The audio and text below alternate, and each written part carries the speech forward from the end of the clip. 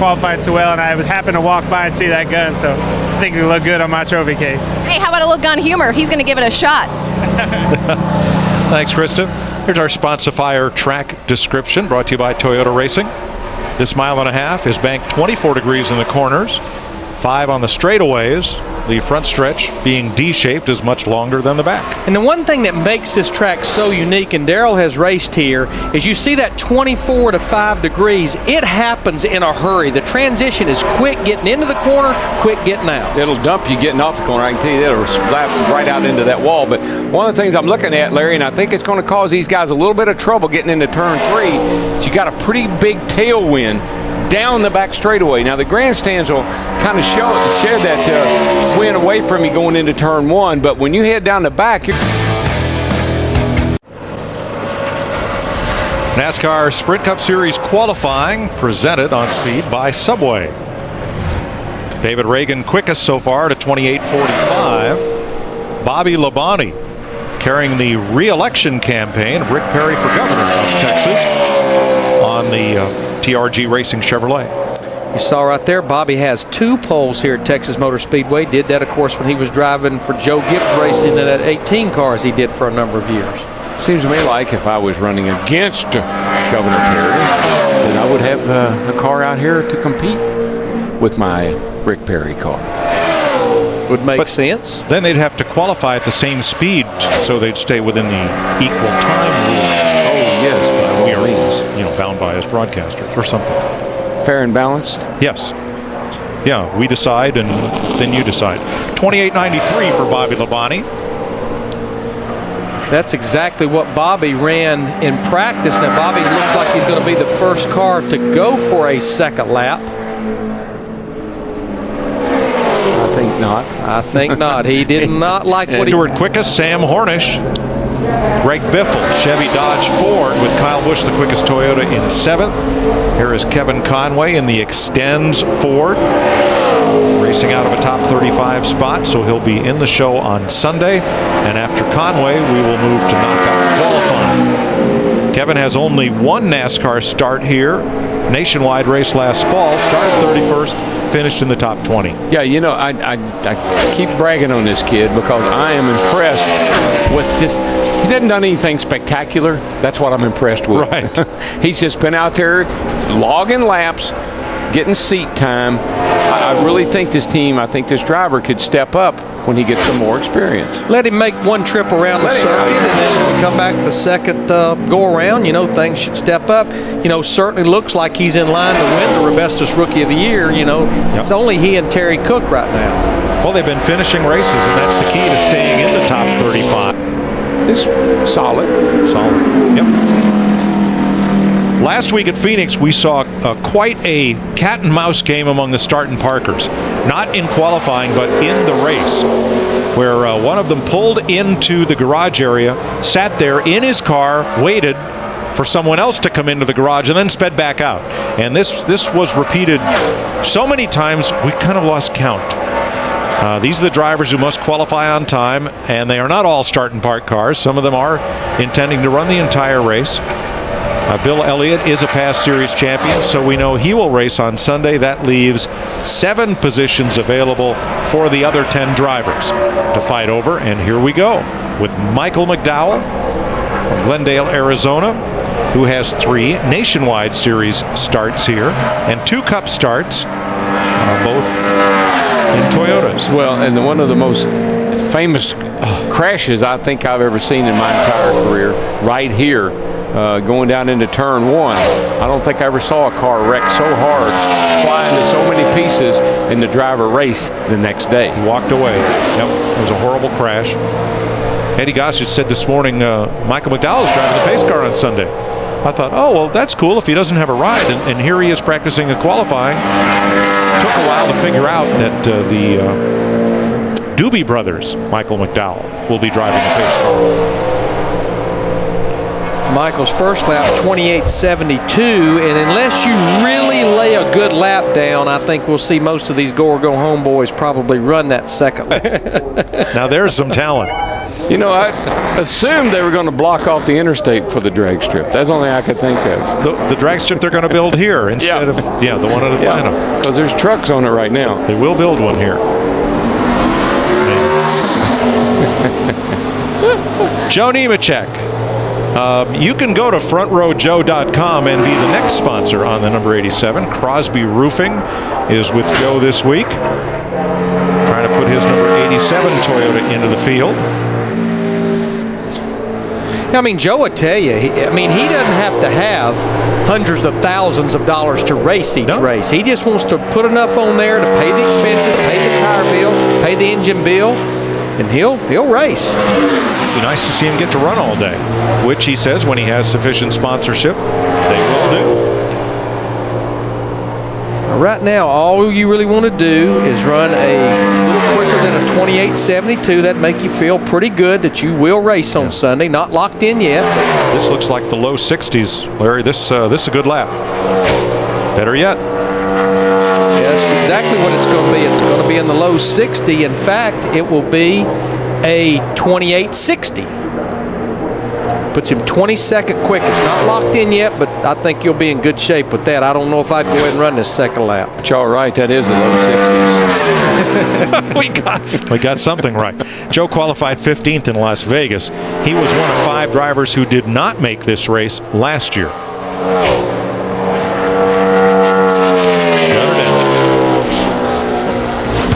And enter for a chance to win $1 million.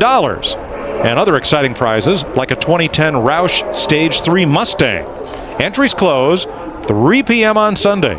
And you can follow weekly matchups only with DirecTV's NASCAR Hot Pass. Call 1-800-DirecTV to switch today. Got your bracket filled out? I'm working on it. Yeah. Barry Landis says he has filled out a perfect bracket. Well, he's the same one that said Biffle was going to win the pole, too. So. Well, okay. Yeah. But I think Biffle's a little ahead of your man, Dale Earnhardt Jr. right now. So his wrong is better than my wrong? Terry Cook, who ran the whole race in Phoenix and raced in both of the Nationwide Series races here last year in the autismspeaks.org Dodge. He's the other rookie contender for 2010. Has 24 Truck Series races here with a best start of 9th and a best finish of 6th, 7 top 10s. But he has got to get going. Yeah, the 29.02, I feel pretty safe. That's not going to be fast enough to get you in. You're definitely going to have to run in the 28s, I feel like. He's right on top of what he ran on lap 1. Slowed down a little bit. Well, that's close. Richie's going to be really mad, though, because we're buddies. How close of buddies are you? Well, we got a little work to do.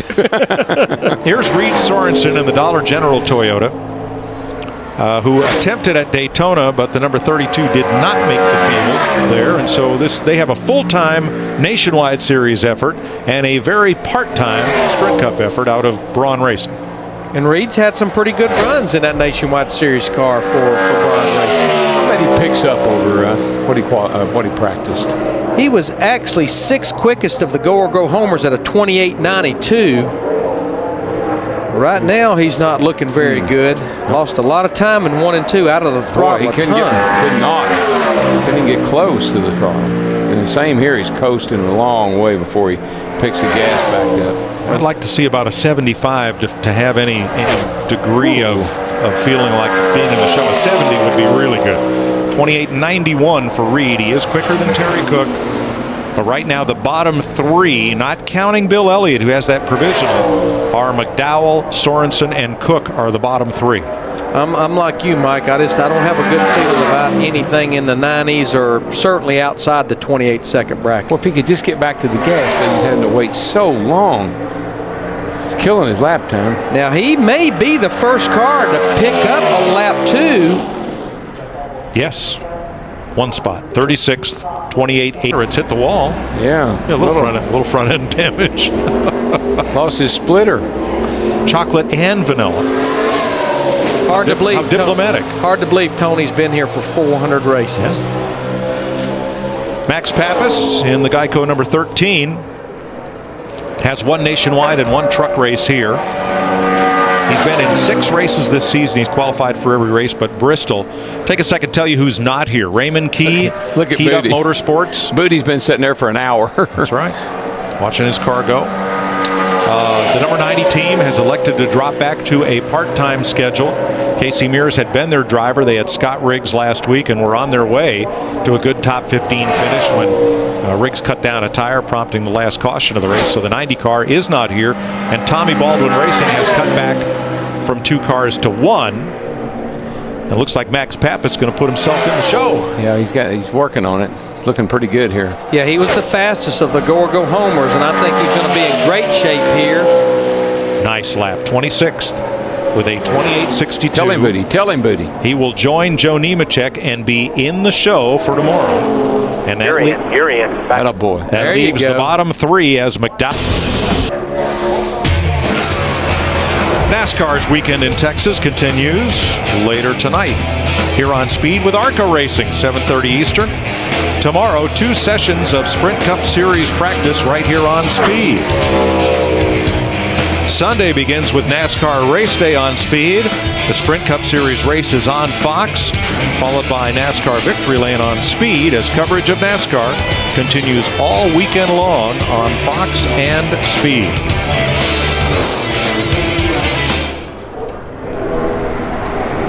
Johnny Sauter in the number 36 as team owner Tom Baldwin released Mike Bliss after Phoenix last week and moved Johnny Sauter to the 36 car. Boy, that's not good at all there. No, that's the slowest of all of our cars. The car is just not handling, Larry. I mean, watch him go into turn 1, and the car was just almost out of control. Caught it. Really taking the speed out of this thing. You can hear him. He can't get it. It looks like it's just terrible loose. Yeah, it's not down in the racetrack with either end, but mainly a real tail happy. And this is not going to get in this show at all. Nope, the Wave Energy Drink Chevrolet is likely. So it'd be 2 weeks in a row. This 36 car will not qualify, and they were very close a few weeks ago of getting into the top 35. That's right. Dave Blaney for Prism Motorsports, 40th in the point standings. He has one top 15 start here when he was driving for Richard Childress back in 05. Qualified 5th at California and 3rd at Bristol. He needs to beat a 28.86 to lock in, which he should be able to do. Well, they couldn't have, I've been so impressed with the job Blaney has done. Dave Blaney, the driver, not necessarily how they race, but this guy has been able to get to 66 in the race almost every week, and he's doing the same magic here with the 55. And he's going to be in great shape if he just gets through 3 and 4 to any degree. Of course, the 55 next week at Talladega Superspeedway. Couldn't think of a better guy to mash that throttle. Michael Waltrip will be racing down there. Good lap, 24th, second fastest of the go home group, a 28.61. Blaney will race on Sunday, and the bottom 3 remain. 3 drivers left to qualify, 3 spots available. 3 pretty good race cars. Strimmy was... He was 7th quickest of the go home cars earlier, Darrell. Pretty good. He's run 2 races in the AIR number 26 Air National Guard machine. 24th at Bristol at the finish, 36th at Martinsville. Missed the show last week in Phoenix. Well, let's see how he looks here coming to get the green. Got it through there pretty nice. Good bit of speed. He has to beat Reed Sorensen at a 28.86. That's where the green line is on the tracker, right near where his arrow was. Whoa, all over the place there. Well, he backed off way early, but he did try to pick the throttle back up real quickly, and that's helped him a little bit. But Needs some straightaway speed, Darrell. I'm not sure if he was just not confident with the car, or the car did something he didn't expect it to do, because he kind of double hitched it get down into turn 1. This becomes a maybe lap right here and falls off. He is just ahead of Terry Cook with a 28.94. That will send Johnny Sauter to the house, and it leaves Sorensen, Stremme, and Cook as the bottom 3. Mike Bliss and Travis Kvapil yet to go. So unless he picks up, that's going to lock Reed Sorensen into this show, and I think Reed will race on Sunday. It does. Reed is in, presented by Subway Restaurants. So many $5 foot-long subs to choose from. Enjoy amazing value at Subway all day, every day. And brought to you by Comfort Suites. Recharge after a long day with Comfort Suites. And by AutoZone. For the auto parts, accessories, and advice you need, get in the zone. AutoZone. 2 drivers to go. We mentioned that last week Mike Bliss was released by Tommy Baldwin. He hadn't even reached home when his phone rang, and it was James Finch. Come drive the 09. And Finch released Eric Almirola in favor of Mike Bliss. Now, Mike ran a 28.79 in practice. If he can just run within a 1/10 and a half of that, he'll be in good enough shape to run this race. Right now, looking good shape. This car will race on Sunday. Yeah, pretty good lap. Bliss is in with a 28.73, 34th overall, and that will send going the distance. So the final spot in the field will go to either David Stremme or Travis Kvapil in the Long John Silver's Ford. Well, it's going to be a toss-up. One was 7th and one was 8th of the Go Homers. Kvapil has a win here in the Camping World Truck Series, former series champion. He has 6 Cup Series starts. And you know, we made note of this on our broadcast from Phoenix. Of course, up until this year, the Phoenix race has always been 312 laps, extended to 375. And we were at lap 314 and the engine expired on this 34 car. But the run that Robbie Gordon had, that's what knocked this 34 car out of the top 35. Larry Stremme was like 7 100ths quicker in practice than Travis was. And so that's how close it's going to be between these two guys, I believe. Decent lap. Just has to stay left of the green line to race on Sunday. I think he's going to be in good shape unless it gets a bad push off of 4. I think Lost some time, but I think he's okay. he will race on Sunday. Travis is in, 35th fastest, 28.74. Good enough. David Stremme